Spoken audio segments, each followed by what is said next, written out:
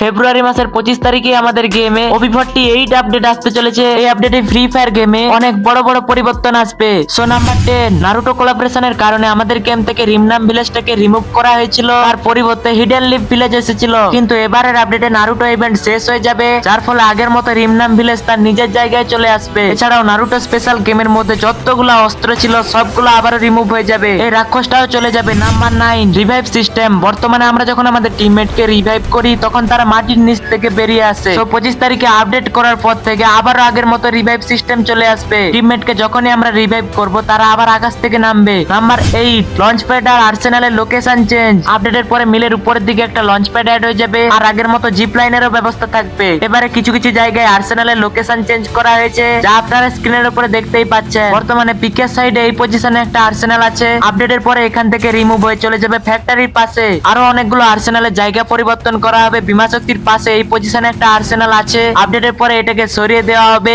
Shipyard এর দিকে। আর বর্তমানে বিমা শক্তির নিচের দিকে একটা আর্সেনাল রয়েছে, কিন্তু আপডেটের পরে এই আর্সেনালটাকে সরিয়ে রাখা হবে ক্লক টাওয়ার থেকে পিকে যাওয়ার পথে। এরপর পিকের নিচের দিকে ঠিক এই পজিশনে একটা আর্সেনাল ছিল, এটাকে একটু উপরের দিকে সরানো হয়েছে। এরপর আরেকটা নতুন জায়গায় আর্সেনাল অ্যাড করেছে, যেটা ক্লক টাওয়ার আর হ্যাঙ্গারের পিছনের দিকে। নাম্বার 7, OP48 আপডেটের পরে যখনই আমাদের গেমে রামাদান ইভেন্ট চালু হবে তখন বারমুডা ম্যাপের প্রায় প্রত্যেকটা জায়গায় এরকম করে একটা উট দাঁড়িয়ে থাকবে। এই উটের কাছে কোনো লুট পাওয়া যায় না, এটা শুধুমাত্র একটা স্ট্যাচু। আর একটা বড় আপডেট রয়েছে, যখনই আমাদের গেমে রামাদান ইভেন্ট চালু হবে ওই সময় আমাদের বারমুডা ম্যাপে যতগুলা জায়গায় জল রয়েছে সব জল শুকিয়ে বালিতে পরিণত হবে। ম্যাপের কালারটা ঠিক এইরকম হয়ে যাবে। সো নাম্বার 6, আপডেটের পরে গেমের মধ্যে একটা নতুন মেশিন অ্যাড হবে। এই মেশিনটাকে ইউজ করার জন্য আমাদের FF কয়েনের প্রয়োজন হবে। যদি আমরা 400 কয়েনের এই সুপার রাইডারটাকে ইউজ করি তখন অনেকটা জায়গা জুড়ে একটা স্ক্যানারের সৃষ্টি হয়। ওই স্ক্যানারের ভেতরে যদি কোনো এনিমি থাকে তখন আপনাদের 4 জনকে এনিমির লোকেশন দেখাবে। এরপরে রয়েছে মাশরুম জেনারেটর। এটা ইউজ করার জন্য 200 FF কয়েন লাগবে। জোনের ভেতরে এটার সাহায্যে আপনারা অনেকক্ষণ সার্ভাইভ করতে পারবেন। কয়েক সেকেন্ড পর পর এখানে একটা করে সাইবার মাশরুম আছে।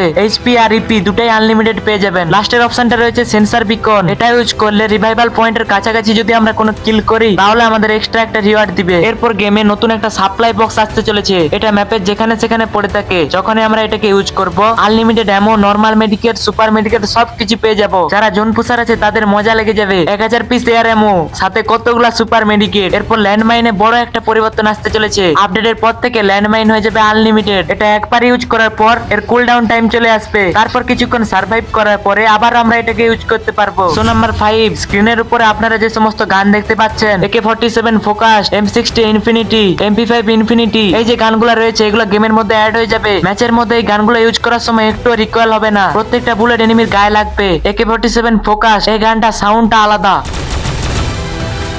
আর যেসব গানগুলোতে ইনফিনিটি লেখা রয়েছে এইসব গানের আনলিমিটেড অ্যামো। বিআর র্যাঙ্কে এই সমস্ত গান পাওয়া যাবে, আনলিমিটেড অ্যামো থাকবে। এরপর একটা শটগান রয়েছে ম্যাক্স 7 ফোকাস। এই শটগানটা দিয়ে SMG গানের মতো দূর থেকে এনিমিকে ড্যামেজ দেওয়া যাবে। আপনারা দেখতেই পাচ্ছেন আমি এত দূর থেকে ফায়ার করছি শটগান দিয়ে, তাও ড্যামেজ দিচ্ছে। এরপরে রয়েছে M8-2B ইনফ্রারেড। এই গানটা অনেকটাই ভয়ঙ্কর হবে। আপডেটের পরে এটাও বিআর র্যাঙ্কে পাওয়া যাবে। এর মধ্যে 3D স্কোপ লাগানো রয়েছে। এনিমির হেডে মারলে দেয় 990 ড্যামেজ, আর এনিমির বডিতে মারলে দেয় 180 ড্যামেজ, আর এনিমির হাতে মারলে দিবে 135 এর ড্যামেজ। সো এই গানটা অনেকটাই ডেঞ্জারাস হতে চলেছে। Number 4, Oscar character. আপডেটের পরে গেমের মধ্যে নতুন একটা ক্যারেক্টার আসতে চলেছে। এই ক্যারেক্টারের এবিলিটি আপনাদের প্র্যাকটিক্যালি করে দেখাই। এটা অনেকটা তাতসুয়া ক্যারেক্টারের মতো। এর স্কিল ইউজ করলে দৌড়ায়। রাশ করার সময় যখন কোনো এনিমি গ্লোয়াল দিয়ে প্যাক করে বসে থাকবে তখন এই স্কিলটার সাহায্যে আমরা তার গ্লোয়ালটাকে ভাঙতে পারবো, তাছাড়া তাকে ড্যামেজও দিতে পারবো। এক কথায় বলতে গেলে স্কাইলার আর তাতসুয়া ক্যারেক্টারের মিক্স ভার্সন। নাম্বার 3, ভেন্ডিং মেশিনের আপডেট। বর্তমানে আমাদের গেমে এই জায়গায় একটা ভেন্ডিং মেশিন রয়েছে। এবারের বড় আপডেটের পরে এখানকার ভেন্ডিং মেশিনটাকে সরিয়ে দেওয়া হয়েছে। হাঙ্গারের মধ্যে আগে একটাও ভেন্ডিং মেশিন ছিল না, এবারে নতুন আপডেটে একটা ভেন্ডিং মেশিন অ্যাড হয়ে যাবে। আর একটা আপডেট, হিটলিস্ট মিশন। এটাও মনে হয় গেম থেকে উঠে যাবে, কারণ অ্যাডভান্স সার্ভারের ভেন্ডিং মেশিনে কোনো হিটলিস্ট শো করছে না। জানি না আপডেটের পরে থাকবে কিনা, প্রত্যেকটা ভেন্ডিং মেশিন চেক করে দেখেছি কোথাও নেই। নাম্বার 2, লোন উলফের ম্যাপ পরিবর্তন। স্ক্রিনের মধ্যে আপনারা কয়েকটা ম্যাপ দেখতে পাচ্ছেন, এইগুলো আপডেটের পরে লোন উলফে অ্যাড হয়ে যাবে। আমার মনে হয় আগের ম্যাপগুলোই ভালো ছিল।